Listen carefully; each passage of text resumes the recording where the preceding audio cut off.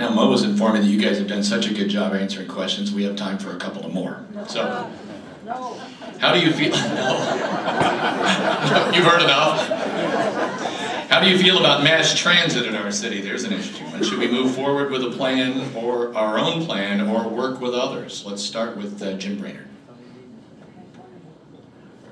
Mass transit, number one, needs to be coordinated with the entire central Indiana region. People say it's expensive, and it is expensive. But it's also important to recognize that all transportation is expensive. To redo a mile of county road, and this is low bid work, costs between $5 to $7 million a mile, and that's based on our actual low bids during a mile of Main Street between Spring Mill and Ditch Road a year and a half ago. That's tremendously expensive, and that's just to rebuild. Now, it'll last for about 100 years, but that's to rebuild that section of road. All transportation infrastructure is expensive, so I think we need to start to look at what's the best transportation infrastructure. Indianapolis, if we were to do some sort of rail, has great opportunities to do transit-oriented development, what's called TOD, within 10-minute walks of their stations and some of their older neighborhoods in need of redevelopment, and that would be good for the entire region. It would also be good because we're a big sprawled out region to be connected better to each other, but we need to pay for it. We need to pay for it without substantially increasing the tax burden, and so it's going to take, I think, a reallocation of some of our transportation dollars in central Indiana to get that done, but Carmel can't do it alone. We need to work with other cities and towns in the state to get that done. Mr. Spiegelman.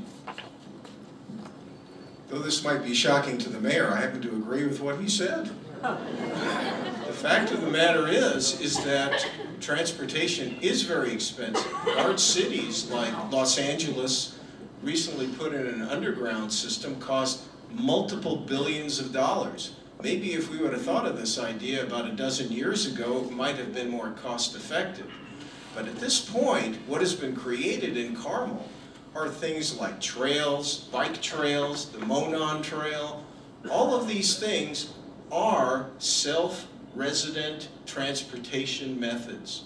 To get to downtown Indianapolis, well, we are a suburb, and typical suburbs have transportation problems, and that's why we use cars. And the fact is that even at this time, where gasoline prices are extremely high, which are impacting our economic situation because people are not spending as much as they have been in the past because of these gas prices, to go ahead and try to subsidize a transportation system that would link, for example, Carmel with downtown Indianapolis, something that Indigo tried to put together in the past years, is something that Carmel simply can't afford right now, especially on its own. It is something that would be wonderful to pursue, but we're talking about billions of dollars. We have to get our house in order financially before we could even consider such a project like that.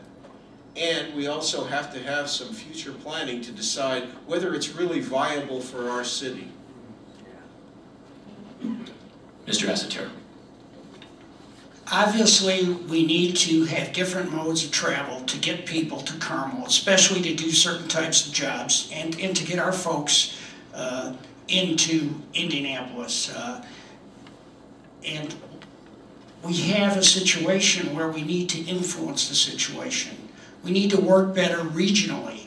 As I mentioned in my Indianapolis Business Journal article, we need to cut out this us against them, and let's work for a regional solution, and obviously a solution, as part of that regional solution, a solution that will support residents and businesses here in Carmel. But we just need to work in a cooperative mode on a continuing basis. And I think the city leaders in Hamilton County need to unite and work together to link our county, all of our cities, with Indianapolis. But we cannot continue to go on with us against them.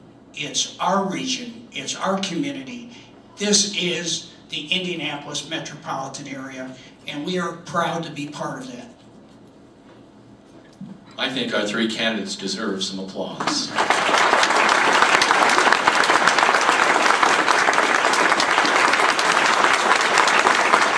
know, one of my favorite political quotes has to deal with what these three gentlemen have to do in order to run for office, and it was first said by President Kennedy and then Reagan. President Reagan used it a lot too. Bullfight critics rank and rows and crowd the enormous plaza full, but only one is there who truly knows, and it's the one who fights the bull. So by fighting the bull, it's something that we all need more of. We need more people to step up in the world of public service. And also to all of you, it was a deluge when you came in. So all of you should be congratulated, and it stopped. So let's get out of here. Thank you.